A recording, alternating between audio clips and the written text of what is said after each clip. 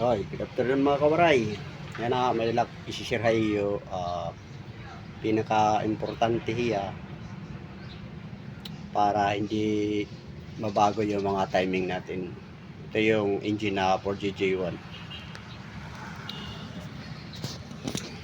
Nakikita nyo itong mga tornilyo.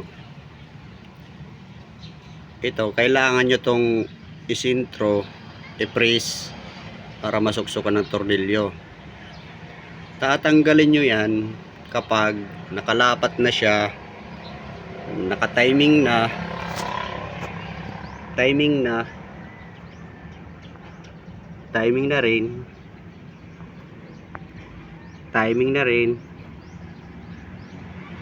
Ayan, ito okay lang yan. So, ano yung mga pinaka-importante. Mapapansin nyo rin dito sa big gear, nakalagay din yan ng ano.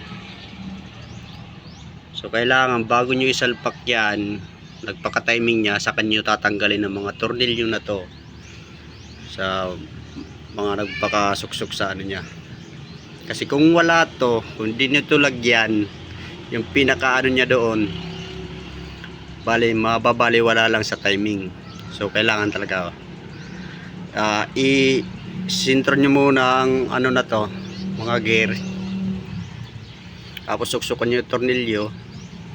Pag nakalapat na lahat, saka nyo napakawalan. Okay,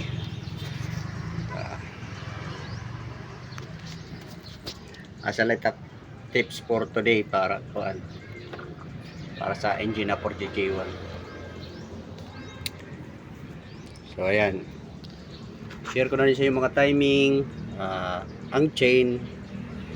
Kita mo timing dito sa fuel pump, nakikita nyo yung gatla, timing. Tapos tatlong mark, timing. Tapos dito nakikita nyo timing. Ang timing naman sa tatlo na to, sa dalawang to, masisilip mo dito sa dulo. Yun, nakikita mo yung tatlong dot doon, tatlong dot din doon. So din ako naglagay ng mga whiteout marking, pin marking.